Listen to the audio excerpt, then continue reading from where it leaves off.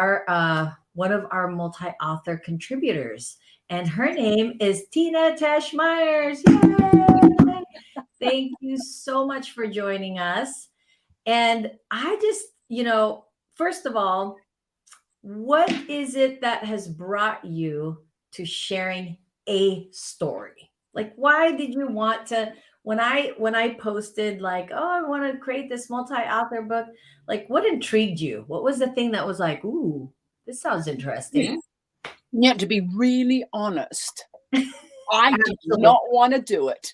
I'm just going, yeah, that's not me. That's not interesting what I have to say. And I don't have a lot to say. I haven't experienced enough to say enough.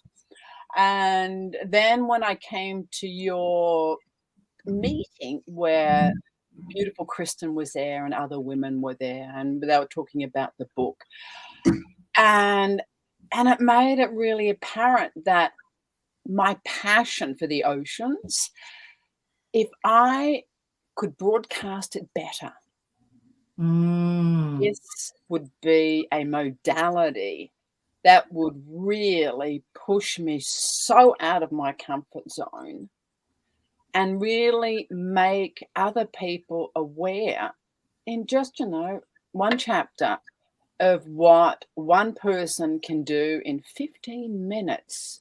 It might take you longer to read in 15 minutes, but for you to get an insight on how you can change things. And I'm curious, Tina, why did you think? So I think this is something that a lot of us women really experience when we think our stories are not enough. Like, why didn't you think your story was enough? Why? I know you personally, and I think you're a phenomenal woman. So when you said that, I was kind of taken aback. Like, what do you mean your story isn't significant? Well, I never placed my passion and my story with the oceans together. I did it a little bit, but once I got really clear on what I am really doing, and it's terrifying. It is such a monumental mess around that I've had people go, "You're so unrealistic. You're really reaching for it." And I went, even more so, I've got to do it. And each time I wander away from it, I get a story or I get a hit, and I'm going, I have to do it. There is no way I can back out now. And it's not because I'm working with you or doing the story. It's every day I will get something thrown to me. It's like the universe throwing something at me saying, you got to get, this is your calling. This is why you are here. Everything led to this. My whole life has built this for me to do this. Whether I was a chef, a woodworker in Tasmania, a rolfer here from Boulder, Colorado to Seattle, but it all has interwoven and made my foundation so much stronger. And I've always had a passion. I mean, I'm a water baby. I'm happiest when I'm in the water. I'm happiest when I'm in a bath. I'm happiest to resolve issues. And it just breaks my heart when I see so much plastic, so much litter that doesn't even decompose. And how it affects marine life, how it affects human life, how it affects this planet. And, for me, the ocean has its own consciousness. And, those beautiful whales, they have over 1 million songs. And when they talk, it reverberates through the whole consciousness of this planet. And that's why I have to do it. Wow. I just got goosebumps. I too am a lover of the ocean. I grew up next to the ocean, but I think when it's out of sight and out of mind, right? It's really, we don't process it on a regular basis. And also the other thing is, it's just like the ocean is so vast. It's giant. I mean, 80% of our planet is covered in water. So it does seem big and monumental and Mhm. huge, but at the same time, it is part of our system of existence, Yeah. right? Like that's such a huge part. So, would you consider yourself a writer? Were you like, or were you like, man, someday I'm gonna write a book? Oh, never. I mean, seriously, never. Because I am also extremely dyslexic, and spelling is my worst. Maths and numbers, phenomenal. But spelling, oh, But when Tristan said, "Hey, don't worry," and I said, "Thank you."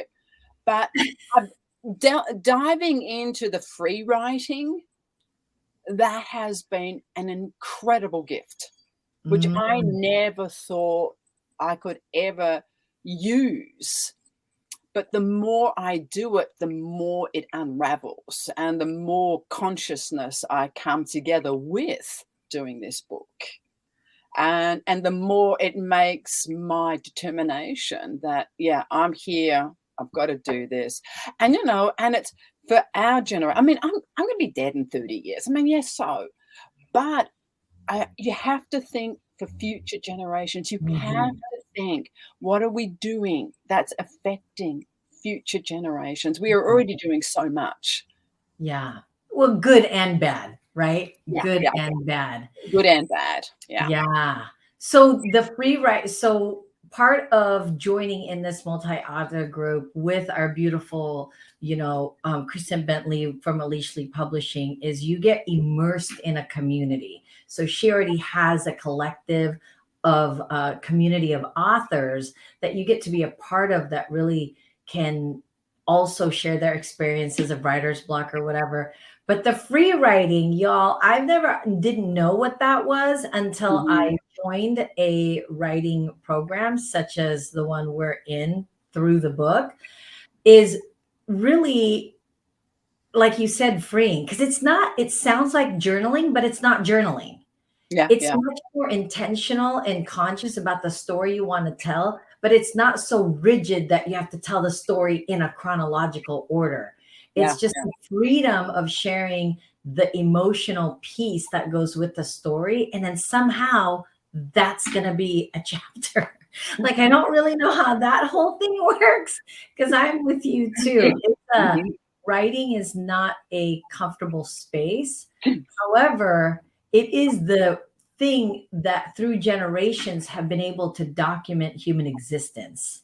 yeah. It's Is the storytelling. yes, it's is in the storytelling and all of that. And I feel like um I'm really honored that you want to join me in this because I I mean, would I have written a book with just one chapter of me in it? Yeah, sure. But my encouragement to put this out there is when women stand together and step in their power, no matter what that looks like, our voice is heard. It's like the whale song. It vibrates throughout the Mhm, whole planet of collaborative single voice, mhm, right? It's a mhm. single voice of saying, this is what we believe in, this is what we stand for. And as women, I think we hide so much in like, oh, it's not, I've heard so many times, oh my gosh, I'm so interested, but I'm not, I don't think my story is all that great. Yeah, I don't think my story. And I'm thinking, no one's story is in any way needs to be dismissed, insignificant, or small yeah, yeah, because all of our life, compilation has brought us here, and that's worth telling. Because my great great grandchildren, who I'll never meet, will form an opinion about the women in my generation based on the documents we leave behind. yeah. Absolutely, absolutely. And it will be their inspiration and their encouragement to move forward based on what we share today. Mhm. So, with that being said, why would you encourage anyone else to join in the fun? Even like us, we're super scared of writing. We're not writers. Yeah, Why would you encourage other women to do it? because I think every story has its place. And Mm, I think more stories that touch women in different ways is the more powerful that you empower women mm, to make them feel not so insignificant, to make them feel that their journey really has a lot more meaning and that mm, they're not alone. You're not mm, alone. There are so many other people who have gone through or have the same feelings or have the same passions, but they feel so isolated. And yet, mhm, when you read someone and you go, "Oh, that's me, and that's me, and that's me," mhm. I think it touches areas where it opens up doors, it opens up strengths, it opens up gateways Yeah, for to not feel so alone, to not feel yeah, so, dwarfed by, no, not mediocrity, if you want to say that, yeah, but yeah, it's like you can step into what you want, your passion, your beliefs. As long as it's done with integrity and honesty and mhm, clarity, I yeah, think we should hear so many more stories. yeah, right? 20 chapters isn't even enough, honestly. Like, Mhm, I mhm. I mean, I speak to women regularly and think, "Oh my gosh," Yeah, you know? And then a lot of times too, when it's one of those like, "Whoa," they show no evidence of that in yeah, their existing life now, and it's yeah. even more shocking, like, "You made it through some things." That's You I experienced that, and look yeah, at you now. It's like we all have wounds. We all mhm, have, things that we've scaled and things that we've learned from. But mhm, when you hear different people, different women's stories, and it's also men, but I think mhm, this is more collaboration with women, mhm. it's fascinating. And Yeah, every person has a story. yeah. I agree. I agree. And with that being said, I thank you so much for your time. We don't want to take up any more of your time, ladies. I just wanted to share with you why two people who don't believe that they're writers, had never intentioned either of us to write, have decided to step into this space of writing and vulnerable stories that matter, and it matters to us, and it matters to the collectiveness of our human existence. So if you are interested, let me know and put a comment or whatever it is, and then join us tomorrow when we have another interview with another writer that I think she does believe she's a writer, and I but Good. hidden Yeah. hidden right. See, there's writers also out there who are probably profound that are just hiding out. Now, come out and play. So thank you so much for joining me, Tina, and I am really excited to read your chapter in the book. And we'll see you all tomorrow. Thank you. Thank you. Bye. Bye.